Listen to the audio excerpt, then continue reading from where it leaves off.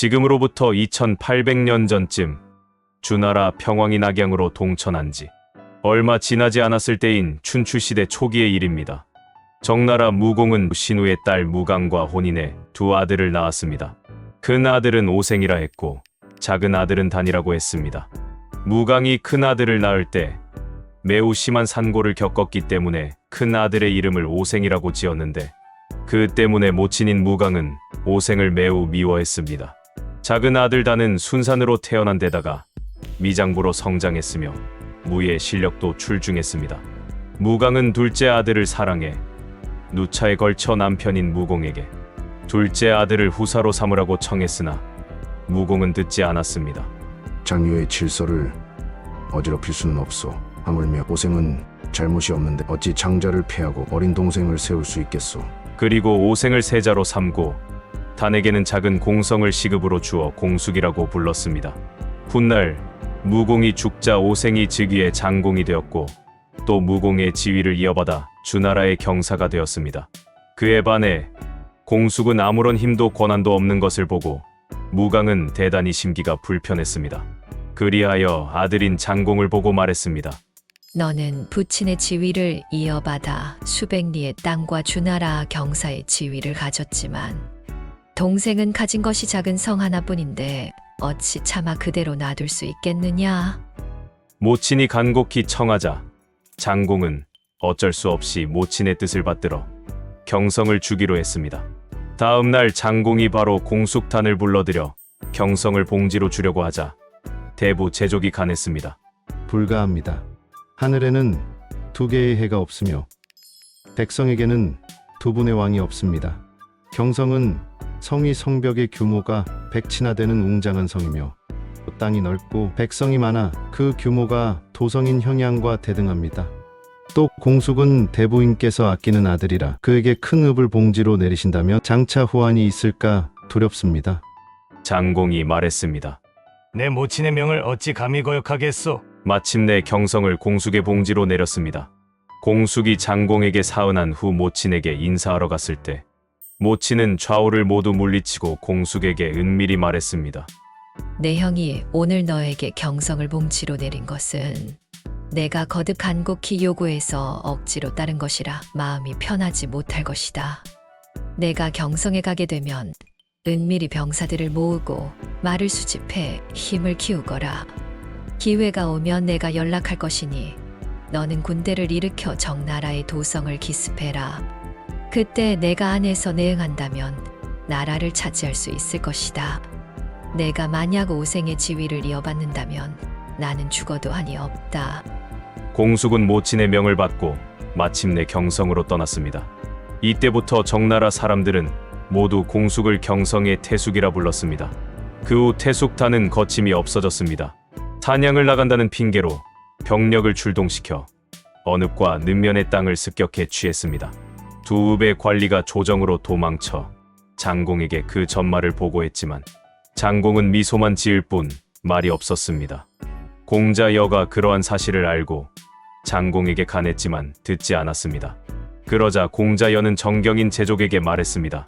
주공께서 내전의 사사로운 정으로 사직을 위한 큰 계책을 소홀히 하시니 큰 걱정입니다. 제족이 말했습니다. 그대는 종친이며 공경이시니 은밀히 물어보십시오. 반드시 따로 정하신 생각이 있을 것입니다. 공자여가 다시 장공을 찾아가서 말했습니다. 태숙이 병력을 양성해 세력이 커져 제거할 수 없게 된다면 어찌하시겠습니까? 주공께서 그가 먼저 반역을 일으키기를 기다리려고 하신다면 마땅히 그를 부추겨 빨리 오게 해야 합니다. 장공이 물었습니다. 무슨 계책이라도 있소? 공자여가 대답했습니다. 주공께서는 오랫동안 주나라 조정에 입조하지 않으셨습니다. 지금 주나라에 가신다고 공표하시면 태숙은 반드시 나라 안이 텅 빌 것이라 여기고 군사를 일으켜 도성을 칠 것입니다. 신이 미리 병력을 이끌고 경성 가까운 곳에 잠복하고 있다가 그가 성을 나서는 틈을 타 경성에 입성하여 점거하겠습니다. 그때 주공께서 느면에서 달려오신다면 태숙이 날개가 있다 한들 어찌 벗어날 수 있겠습니까? 장공이 말했습니다. 경의 계책이 매우 훌륭하도다. 부디 다른 사람에게 누설하지 마시오. 다음 날 조회를 일찍 열고 장공은 명을 내렸습니다. 대부 제족으로 국사를 감독하게 하고 자신은 주나라 조정에 가서 왕의 정사를 돕겠다고 했습니다. 모친인 무강이 그 소식을 듣고 크게 기뻐하며 말했습니다. 단이 복이 있어 군왕이 되는구나. 마침내 은밀하게 서신 한 통을 작성하여 진복을 통해 경성으로 보내 태숙에게 5월 초순에 병력을 일으켜 정나라를 습격하라고 했습니다. 공자연은 미리 사람을 도중에 잠복시켰다가 사자를 붙잡아 서찰을 회수해 은밀하게 장공에게 보냈습니다. 장공은 서신을 뜯어보고 나서 다시 견고하게 봉한 다음 따로 모친이 보낸 사람으로 가장해 그 서신을 태숙에게 전달했습니다. 그리고 태숙이 무강에게 보낸 회신을 도중에 가로채 읽어보았더니 5월 5일 성부에 흰기를 세워 내응할 위치를 알려주기를 바란다는 내용이었습니다. 장공이 그 회신을 보고 기뻐하며 말했습니다.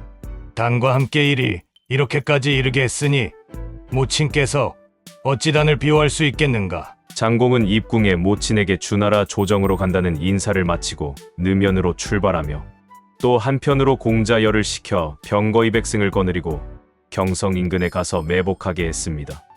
태숙은 아들인 공자 공손화를 시켜 후한 뇌물을 가지고 이웃에 있는 위나라에 가서 군사를 빌리게 한 다음 자신은 병사들을 모두 거느리고 도성을 지키라는 장공의 명을 받든다는 핑계로 의기양양하게 성을 나섰습니다.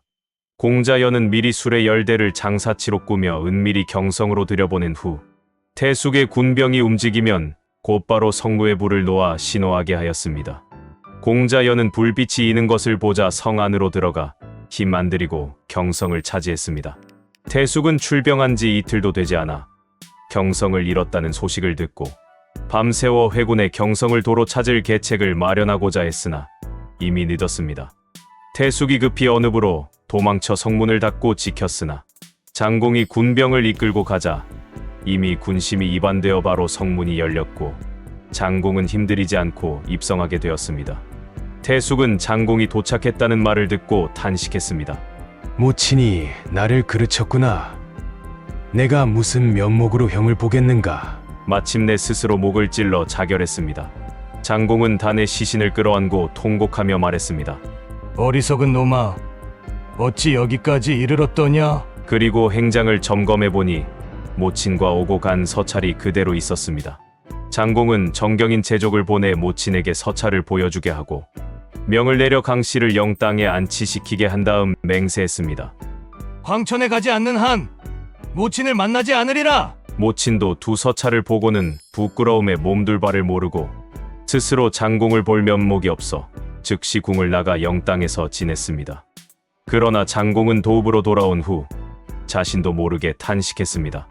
내가 부득이하여 동생을 죽였지만 어찌 모친까지 떠나게 했던가? 참으로 천륜을 어긴 죄인이로다. 한편 영이라는 곳을 지키는 관리는 영고숙이라는 자였는데 이름난 효자였습니다. 그는 장공이 모친을 영에 안치시키는 것을 보고 말했습니다.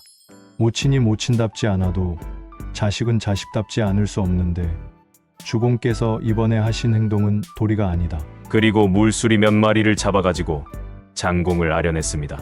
장공이 물었습니다. 이것은 무슨 새인가? 영고숙이 대답했습니다.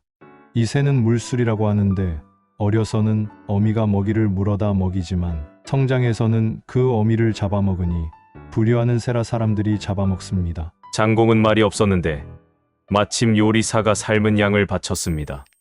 장공이 양의 앞다리 한쪽을 베게 해 영고숙에게 먹으라고 주었더니 영고숙은 좋은 부위를 가려 종이로 싸서 품 속에 넣었습니다. 장공이 괴이히 여겨 그 까닭을 묻자 영고숙이 대답했습니다. 소신에게는 노모가 계시는데 지금 주군께서 내리신 것과 같은 맛 좋은 양고기를 한 점도 맛보지 못했습니다. 소신은 노모 생각에 목에 넘길 수가 없습니다. 그래서 이 고기를 노모께 가져다 드리려고 합니다. 장공이 말했습니다. 경은 효자라고 할 만하구나. 그리고 쓸쓸한 모습으로 길게 탄식했습니다. 영고숙이 물었습니다. 주공께서는 어찌 탄식하십니까? 그러자 장공이 대답했습니다. 그대는 봉양할 모친이 있어 자식으로서의 마음을 다할 수 있지만 과인은 제후의 신분인데도 오히려 그대보다도 못하구나. 영고숙은 모르는 채 하며 또 물었습니다. 대부인께서는 별 탈 없이 집에 계시는데 왜 모친이 계시지 않다고 하십니까? 장공은 그동안의 일을 설명해주고 탄식했습니다. 이미 황천에 가지 않는 한 살아서는 만나지 않겠다고 맹세했으니 잘못을 뉘우쳐도 어찌할 수가 없구나. 영고숙이 대답했습니다. 태숙은 이미 죽었으니 대부인께 아들은 오직 주공한 분뿐인데 또 봉양하지 않으신다면 물수리와 무엇이 다르겠습니까? 황천에 이르러서야 만나겠다는 맹세는 해결할 방도가 있습니다. 장공이 물었습니다. 무슨 계책인데 해결할 수 있는가? 영고숙이 대답했습니다. 땅을 파서 샘이 나오면 그 옆에 방 하나를 만들고 그곳에서 대부인을 맞이하신다면 황천의 맹세에 위배되지 않을 것입니다. 장공이 크게 기뻐하며 영고숙에게 그 일을 맡겼습니다.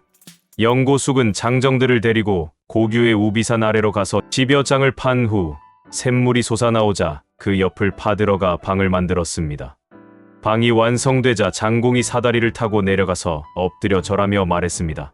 고생이 불효하여 오랫동안 자식의 도리를 못했습니다. 어머니께서는 제 죄를 용서하시고 나라를 구하소서. 모친이 말했습니다. 이 모든 일은 이 늙은이의 죄이다. 너와는 상관없는 일이다. 그리고 부축하여 일으키고는 모자가 서로 부둥켜 안고 울었습니다. 모친의 지나친 편애는 자식을 망쳤으며 모친의 그늘에서 벗어나지 못하다가 자신을 망친 태숙단의 행태는 참으로 음미해 볼 만합니다. 끝까지 시청해 주셔서 대단히 감사합니다. 안녕히 계십시오.